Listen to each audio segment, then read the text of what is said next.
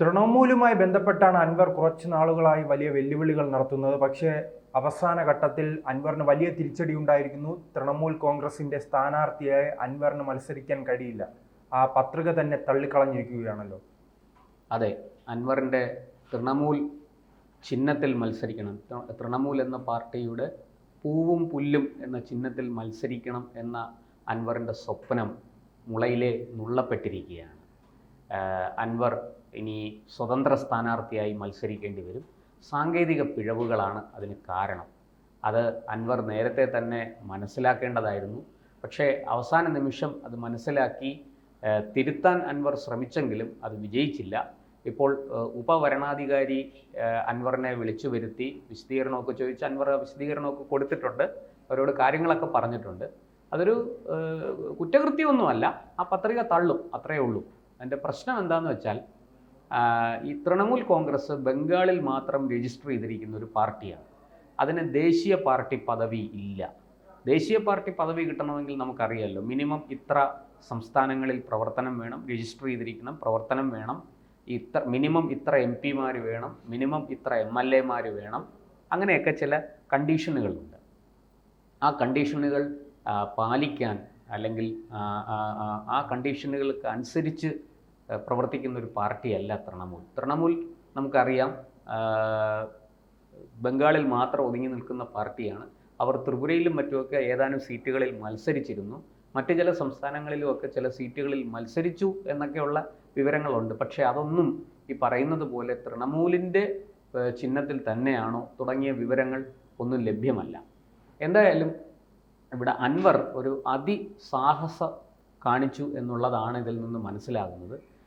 വളരെ ആലോചിച്ച് ചെയ്യേണ്ടിയിരുന്ന, നിയമ വിദഗ്ധരുമായിട്ട് ആലോചിച്ച് ഇതിൻ്റെ പിഴവുകളെല്ലാം കണ്ടുപിടിച്ച് അത് തിരുത്തി ചെയ്യേണ്ടതിന് പകരം അൻവർ എടുത്തു ചാടി വളരെ പെട്ടെന്ന് കുറച്ചു നാളുകളായി അൻവർ ചെയ്യുന്നതെല്ലാം വലിയ പരാജയത്തിലേക്ക് പോകും. അതെ, എടുത്തുചാട്ടമാണ് എന്ന് പറയാതിരിക്കാൻ സാധിക്കില്ല.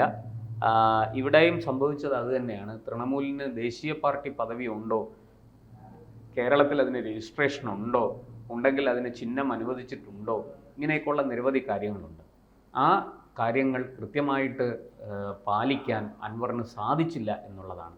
അത് മാത്രമല്ല, അൻവർ എന്ത് ചെയ്തു, ഇതിൻ്റെ കൂട്ടത്തിൽ ഒരു സ്വതന്ത്ര സ്ഥാനാർത്ഥിയായിട്ട് മത്സരിക്കാനുള്ള ഒരു പത്രിക കൂടി കൊടുത്തിരുന്നു. ജനകീയ പ്രതിപക്ഷ മുന്നണി എന്ന് പറഞ്ഞിട്ടാണ് അത് കൊടുത്തിരിക്കുന്നത്. ആ സ്ഥാനാർത്ഥിയായിട്ട് അൻവറിന് മത്സരിക്കാം. പക്ഷേ അതിന് ചിഹ്നം ഈ പറഞ്ഞതുപോലെ തൃണമൂലിൻ്റെ ചിഹ്നം കിട്ടില്ല.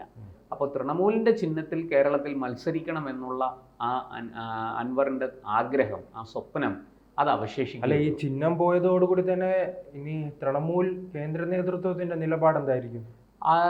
നമുക്ക് ഇപ്പോൾ അവരുടെ പ്രതികരണമൊന്നും വന്നിട്ടില്ല. പക്ഷേ അവരും കരുതിയിരുന്നത് ഈ കേരളത്തിൽ ഒരു എൻട്രി അവർ ആഗ്രഹിച്ചിരുന്നതാണ് കേരളത്തിലേക്ക്. കാരണം ഈ ബംഗാളും കേരളവും തമ്മിൽ ഒരുപാട് സമാനതകളുണ്ട്. ബംഗാളിൽ തൃണമൂൽ കമ്മ്യൂണിസ്റ്റ് പാർട്ടിയെ മുച്ചൂട് നശിപ്പിച്ചുകൊണ്ടാണ് അവിടെ അധികാരത്തിലേറിയത്. കേരളത്തിൽ ഇപ്പോൾ കമ്മ്യൂണിസ്റ്റ് പാർട്ടിയുടെ തുടർഭരണം നടക്കുകയാണ്, CPIM-ൻ്റെ തുടർഭരണം നടക്കുകയാണ്. ഇവിടെ കോൺഗ്രസ് നേതൃത്വം നൽകുന്ന പ്രതിപക്ഷ മുന്നണിക്ക് ഈ പാർട്ടിയെ, ഈ CPM-നെ തോൽപ്പിക്കാനോ അവരെ ഭരണത്തിൽ നിന്ന് മാറ്റാനോ ഉള്ള ശക്തിയില്ല എന്ന് ഏതാണ്ട് തെളിഞ്ഞു കഴിഞ്ഞു. അതുകൊണ്ടാണല്ലോ 2 തവണ പിണറായി വിജയൻ മുഖ്യമന്ത്രിയായി, ഇപ്പോൾ 3ാമതും മുഖ്യമന്ത്രിയാകാൻ അദ്ദേഹം ഒരുങ്ങി നിൽക്കുകയാണ്.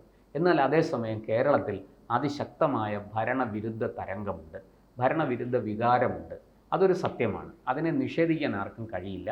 ആ ഭരണവിരുദ്ധ വികാരത്തെ അതിസമർത്ഥമായ സോഷ്യൽ എഞ്ചിനീയറിംഗ് കൊണ്ട് മറികടക്കുകയാണ് പിണറായി വിജയൻ ചെയ്യുന്നത്. അദ്ദേഹം വളരെ കൃത്യമായിട്ട് അവർക്ക് ഇടതുപക്ഷത്തിന് ജയിക്കാൻ പറ്റുന്ന മണ്ഡലങ്ങൾ തെരഞ്ഞു പിടിച്ച് അവിടെ കൃത്യമായിട്ട് സ്ഥാനാർത്ഥികളെ നിർത്തി, ജാതി മത വർഗ വർണ്ണ പരിഗണനകളെല്ലാം നോക്കി സ്ഥാനാർത്ഥിയെ നിർത്തി, ഒപ്പം എതിരാളിയുടെ ബലഹീനത മനസ്സിലാക്കി ആ മർമ്മത്ത് തന്നെ അടിച്ചുകൊണ്ടുള്ള ഒരു രാഷ്ട്രീയമാണ് പിണറായി വിജയൻ പയറ്റുന്നത്. അതുകൊണ്ടാണ് അദ്ദേഹത്തിന് ഇപ്പോൾ 99 സീറ്റ് നേടി LDF-നെ അധികാരത്തിലെത്തിക്കാൻ സാധിച്ചത്.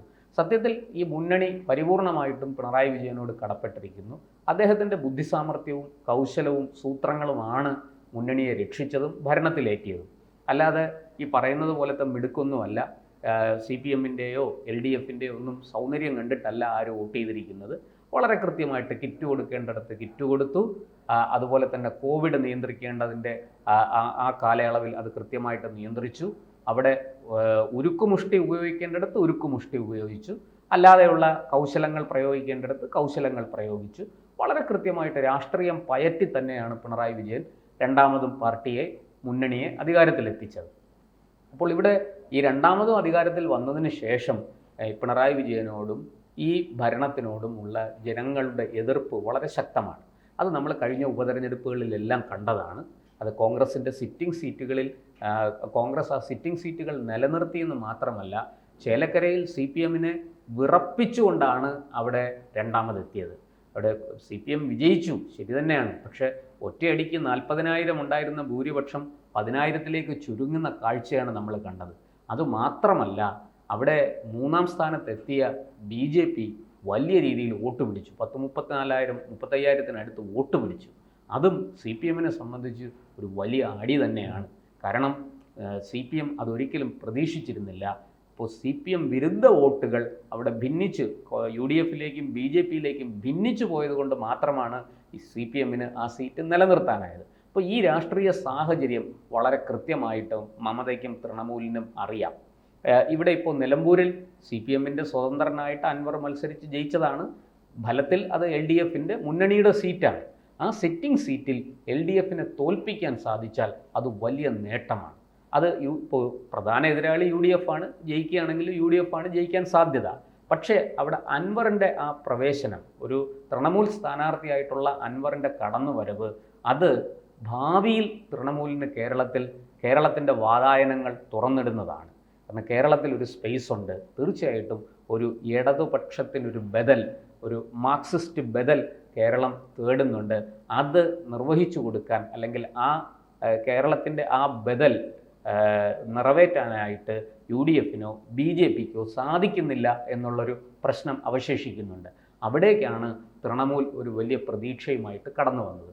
അത് അൻവറിലൂടെ സാധിച്ചാൽ, പ്രത്യേകിച്ചും അൻവർ അത് മറ്റൊരു കാര്യം, ഈ അദ്ദേഹം LDF-ൽ നിന്നും പുറത്തിറങ്ങുന്നു, പിന്നെ DMK രൂപീകരിക്കുന്നു, TMC രൂപീകരിക്കുന്നു. അങ്ങനെ TMCയും പരാജയപ്പെടുകയാണെങ്കിൽ ഈ വനവാസത്തിലേക്ക് തന്നെ പോകേണ്ടി വരുമല്ലോ. അല്ല, അത് അൻവറിനെ സംബന്ധിക്കുന്ന കാര്യമാണ്.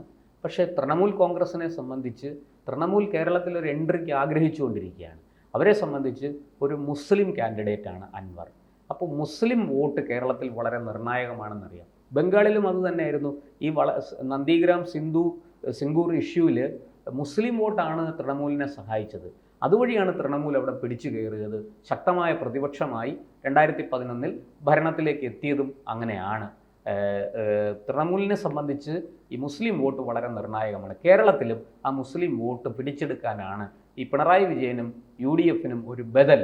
അത് BJP ഒരിക്കലും ആ മുസ്ലിം വോട്ടുകൾ പിടിച്ചെടുക്കാനുള്ള കരുത്ത് BJP-ക്കില്ല.